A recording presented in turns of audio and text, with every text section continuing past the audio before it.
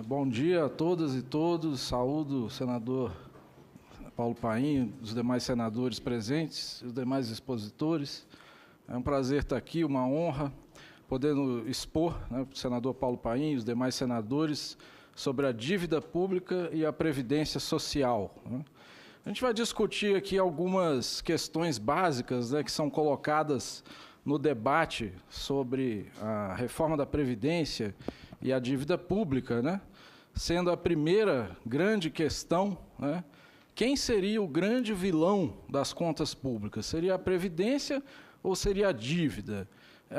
É verdade que a Previdência seria a vilã das contas públicas que estaria gerando a dívida pública? Essa é uma primeira questão que a gente poderia discutir, Aí, pelo gráfico até já apresentado, a gente pode verificar o orçamento geral da União em 2018.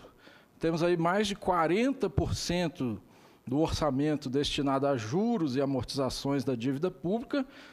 Aí a gente verifica que é bem mais do que se gasta com a Previdência Social, inclusive se a gente junta com o regime próprio dos servidores. 24% da Previdência é o regime geral da Previdência, INSS, mais o regime próprio.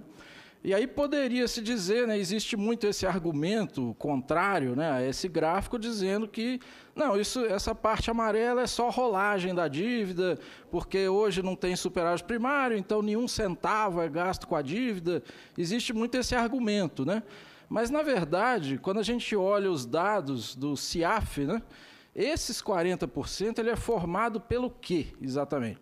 Em primeiro lugar, nós temos 336 bilhões de amortizações efetivas, não se trata de rolagem. Quando se fala rolagem, o que seria? Seria pagamento do principal da dívida financiado com recursos de nova dívida, ou seja, seria só uma troca de dívida velha por nova. Essa seria a definição do que seria a rolagem, o refinanciamento da dívida, que muitos dizem que aquela parte amarela seria só uma troca de dívida velha por nova, não seria um custo real para o Tesouro. Mas quando a gente verifica o próprio demonstrativo do Tesouro, a gente verifica que tem lá 336 bilhões de reais de amortizações efetivas, ou seja, de fontes de recurso que não têm a ver com novos empréstimos. Por quê? Porque as receitas do Estado não são apenas as receitas primárias, Também temos receitas financeiras que não são novos empréstimos. Por exemplo, o recebimento dos juros e amortizações dos estados e municípios que a União recebe, lucros do Banco Central. Temos, por exemplo, a remuneração da conta única, que, como vimos, a conta única está em mais de 1,2 trilhão, ou seja, o Tesouro tem em caixa mais de 1,2 trilhão de reais em caixa, ou seja, o Estado não está quebrado. Só a remuneração dessa conta já dá um valor próximo a 100 bilhões de reais, dependendo do ano que a gente considera. Então, se a gente junta as receitas não primárias, que não têm a ver com novos empréstimos, e juntamos também receitas primárias de exercícios anteriores. Se a gente pegar 2018, por exemplo, só um exemplo, a título de exemplificação, 7 bilhões do Fundo de Fiscalização das Telecomunicações foi utilizado na amortização da dívida. Isso são, por exemplo, essas 336 bilhões de amortizações efetivas.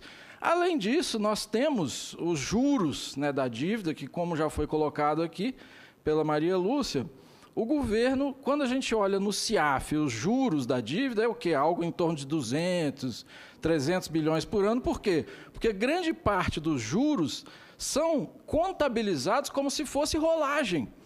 Se a gente olhar pela metodologia do governo, para a gente poder saber quanto de juros está sendo pago, a gente tem que estimar, porque não tem como. Se a gente olha no dado objetivo divulgado pelo governo, parte dos juros não estão nos juros, está na rolagem. Então, é importante. Se a gente faz uma estimativa por baixo, pegar o estoque da dívida interna no início do ano passado e multiplicar pela taxa média de juros, nós chegamos a 500 bilhões de juros no ano passado. E isso ainda está subestimado, porque a gente ainda não considera, né, as novas dívidas geradas durante o ano. Então, isso é só para a gente ter uma ideia aproximada. E não estou falando de rolagem, né? Sem nem falar em rolagem, nós já chegamos a mais de 800 bilhões de reais. E enquanto o governo não responde, né, nós já pedimos várias vezes ao governo para explicar como que é a metodologia que ele usa para classificar parte dos juros como se fosse rolagem. Em 2017, por exemplo, o IGPM foi negativo e, mesmo assim, se fez digamos assim, essa contabilização. Por quê? Se pega a atualização monetária da dívida e joga na rolagem. Só que em 2017, a inflação foi negativa. Então, como que pode?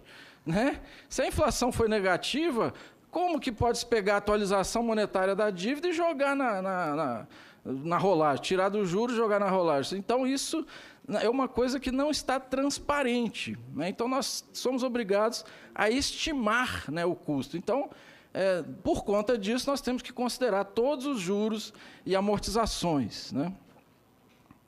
Bom, aí poderíamos ter uma outra questão que também é colocada, né? De onde vem a dívida? Será que a dívida é resultado dos gastos com previdência? Né, como se coloca sempre, né, a previdência tem um déficit, isso gera dívida, por isso que a dívida está explodindo. Vamos ver a origem da dívida interna, desde o início, basicamente, lá em 1995. Né?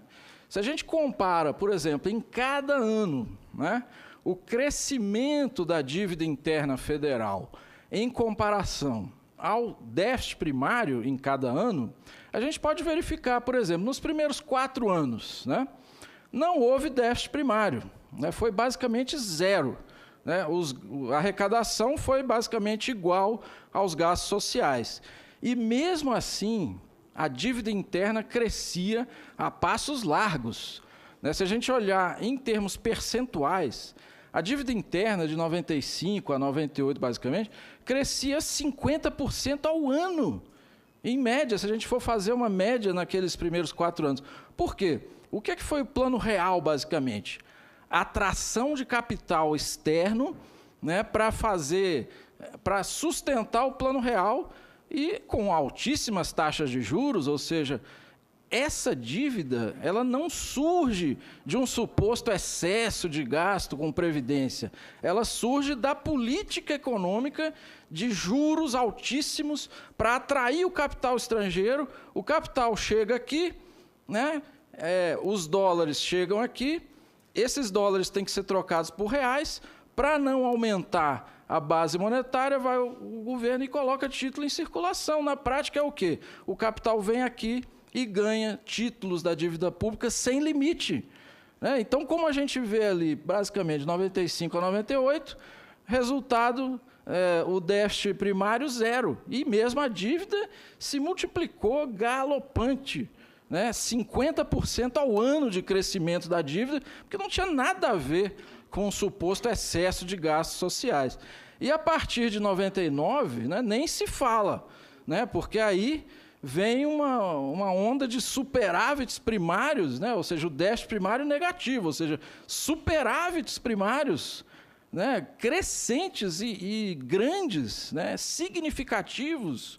Ou seja, como é que pode, mesmo com superávites primários, a dívida interna aumentar ano após ano? Aquela coluna vermelha é o crescimento da dívida a cada ano. Ou seja, se faz superávit, mas a dívida continua crescendo. Ou seja, é mentira de que a dívida surge por conta de um excesso de gasto com previdência. E mesmo a partir de 2014, né, quando já foi colocado aqui pela Maria Lúcia, a crise fabricada, né, se tem uma política monetária que faz o país cair 7% do PIB em 2 anos, isso eu não lembro, na história do país, uma crise desse tamanho. É óbvio que a arrecadação vai à lona, né? E aí não é por conta de um excesso de gasto social, é porque a arrecadação cai.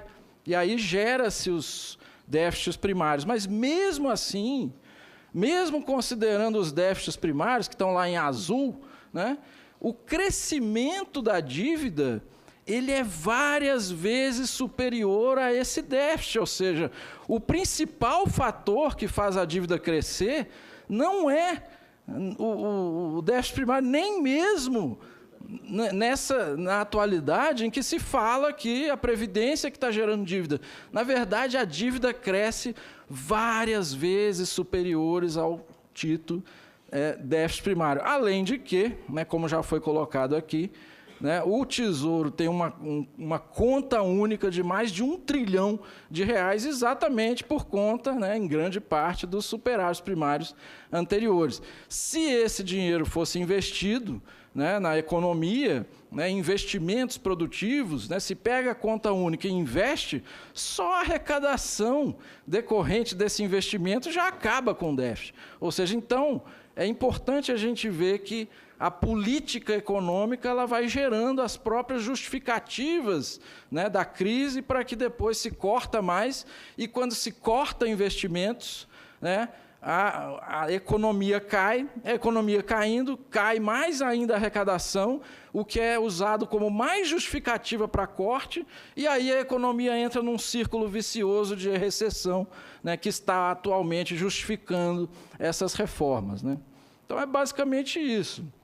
O resumo da história, né, como já foi colocado aqui, a dívida pública imobiliária federal interna era 86 bilhões no início de 95.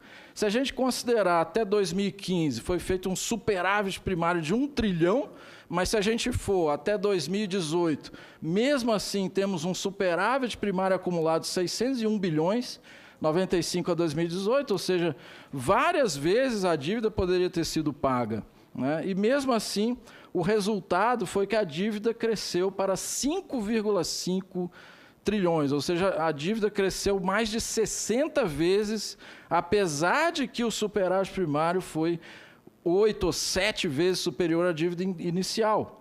E aí vem a pergunta, mas se não é os gastos sociais, o que causa a dívida?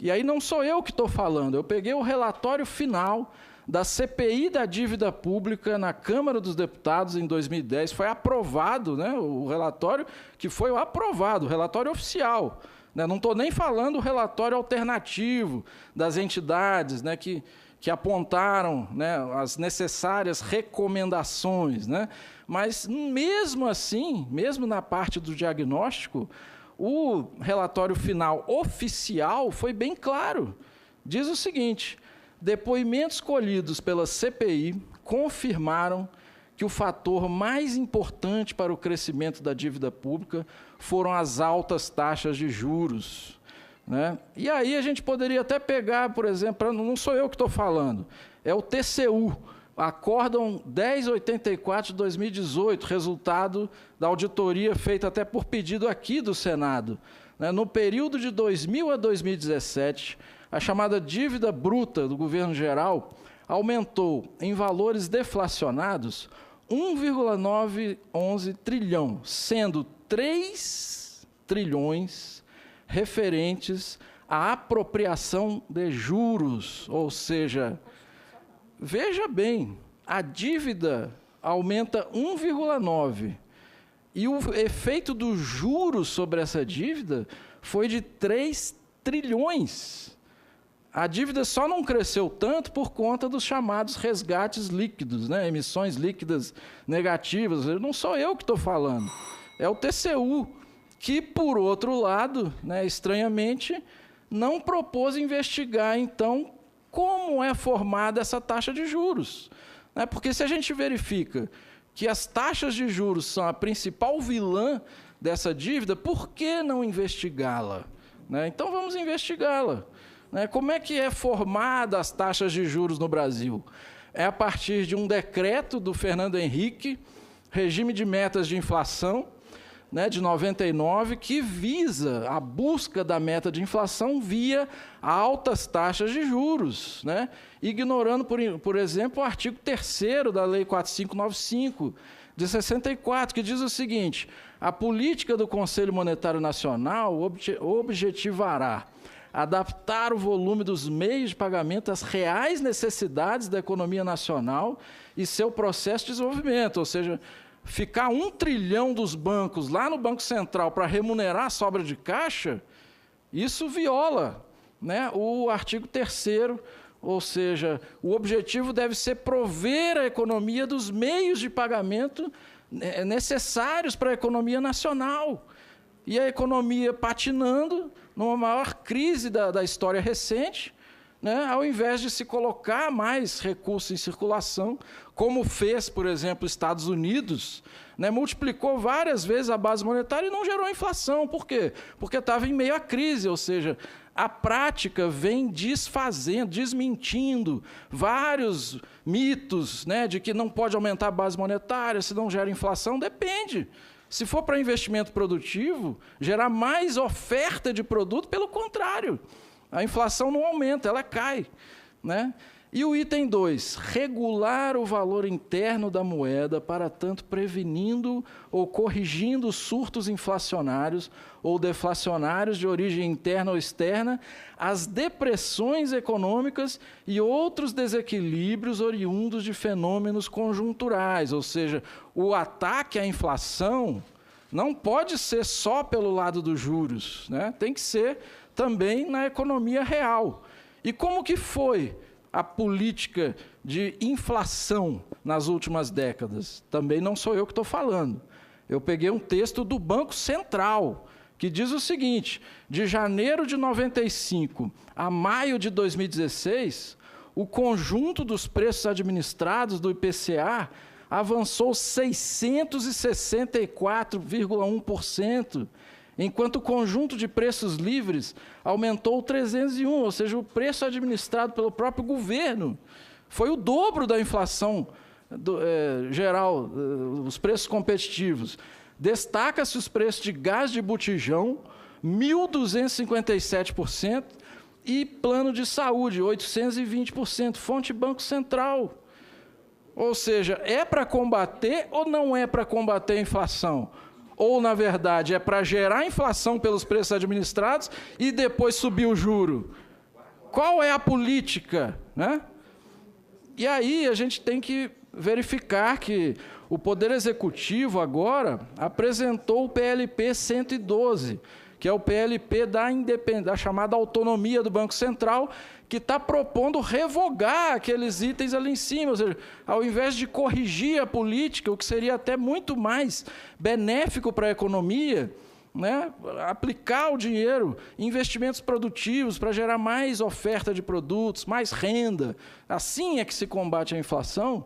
Ao invés de se corrigir ali, se apresenta um projeto para acabar com esses dispositivos aí que garantiam, pelo menos na lei, né, que a inflação tivesse que ser combatida pelo lado da oferta, e não do lado de uma suposta demanda aquecida, né? Pois bem, a auditoria da dívida, né, poderia-se dizer, mas vocês então estão propondo calote, né? Qual que é o problema? Vocês têm que... qual que seria a alternativa? Não, a gente propõe auditoria. Queremos saber que dívida é essa, como é que ela cresceu, essa taxa de juros, ela é legítima, né? Como a gente viu aí, tem várias coisas que colocam questões em cima da taxa de juros brasileira, né? A Constituição está prevista na Constituição Federal, né? A auditoria da dívida está prevista na Constituição, jamais foi realizada, deveria haver uma comissão mista de deputados e senadores, que não foi feito lá em 89, mas o relatório sequer foi votado, né? E no ano 2000, né, teve um grande plebiscito popular, com mais de 6 milhões de votos. Para concluir, os últimos 5 minutos, que deu, então, 25 minutos. Sim. Mais de 6 milhões de votos, né, pela auditoria da dívida, e foi aprovado pelo Congresso Nacional, né, por 3 vezes, pelos deputados e pelos senadores, né, a auditoria da dívida no âmbito do Ministério da Fazenda, com participação da sociedade civil. Foi aprovado 3 vezes pelo Congresso Nacional. Vocês, senadores e deputados, aprovaram, né, por 3 vezes a realização dessa auditoria com participação da sociedade civil, né? mas, infelizmente, foi vetada por 3 vezes seguidas a auditoria. Ou seja, nós estamos exatamente para tentar sugerir, para tentar corrigir a política, mas, infelizmente, foi vetada 3 vezes, né? Bom, para terminar, né, que o tempo já vai se esgotando, eu queria colocar uma última questão, né, que sempre é colocada também, né, porque depois de nós verificarmos, né, uma possíveis ilegitimidades da dívida, que é natural em uma auditoria, né, poderia-se dizer, mas aí os principais prejudicados vão ser nós mesmos, né? Tem muito esse argumento, né? São os fundos de pensão, são os trabalhadores que aplicam em fundos de investimento. Quem é realmente o principal beneficiário da dívida pública, né? Isso é importante, porque o papel de uma auditoria é exatamente separar os principais atores nesse jogo, né? O Tesouro Nacional, ele tem algumas planilhas, né, que omitem partes da dívida pública. Por exemplo, mais de 1 trilhão da dívida interna está fora das tabelas do Tesouro Nacional, que é exatamente as operações compromissadas. Quando a gente insere as operações compromissadas, a gente verifica que os bancos nacionais e estrangeiros têm 41% da dívida interna. Os estrangeiros têm 9%, seguradoras 3%, só aí já dá mais da metade da dívida na mão de setores que não tem a ver com a gente, né? Aí se poderia dizer, mas tem os fundos de investimento. Pois bem, fizemos requerimento ao Ministério da Fazenda várias vezes, pedindo os nomes, né, porque é dinheiro público, né?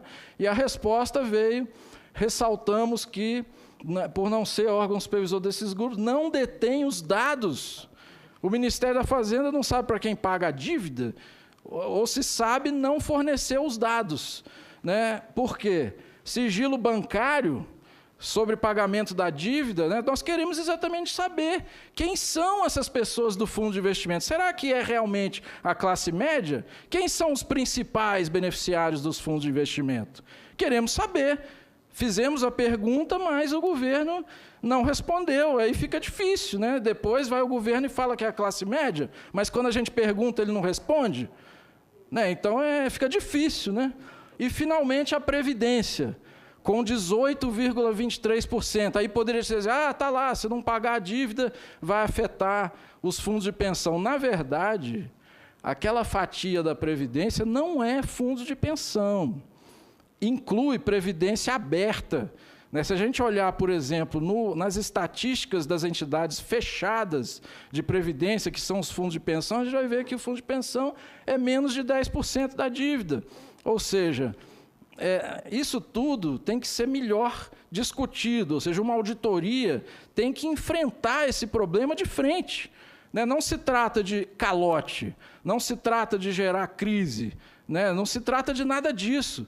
Se trata de, como, por exemplo, o Equador fez em 2007, e a economia deslanchou, pelo contrário, né? Então, é interessante que a auditoria ela é capaz de separar, né, os principais agentes da dívida, colocando em evidência principalmente aqueles que tiveram o seu papel na geração dessa política econômica. Ou seja, então, fica a título de sugestão, né, para os senadores, e, né, o senador Paulo Paim, os demais senadores, né, que possa, né, implementar o artigo 26 das disposições transitórias, formar a comissão de auditoria da dívida pública, para a gente até nesse meio tempo do debate da reforma da Previdência mostrar que a verdadeira demanda não é uma reforma da Previdência que tire direitos. Na verdade, a gente poderia estar aqui debatendo uma reforma da Previdência que aumente os direitos, e temos dinheiro para isso. É só olhar os dados do orçamento, além do dinheiro que já temos em caixa. Temos mais de 1,2 trilhão em caixa, né, que é possível utilizar na economia, fora, né, a mudança na política monetária que poderia inverter completamente o ciclo vicioso que nós estamos da recessão. né? Isso poderia gerar crescimento, geração de emprego, mais contribuições previdenciárias, mais arrecadação, invertendo a situação, né? Invertendo totalmente a situação atual. Então, fica a título de sugestão, agradeço muito ao senador Paulo Paim, os demais senadores presentes, agradeço muito a presença. Estamos à disposição para questionamentos. Muito obrigado. Muito bem, Rodrigo Vieira de Ávila, economista.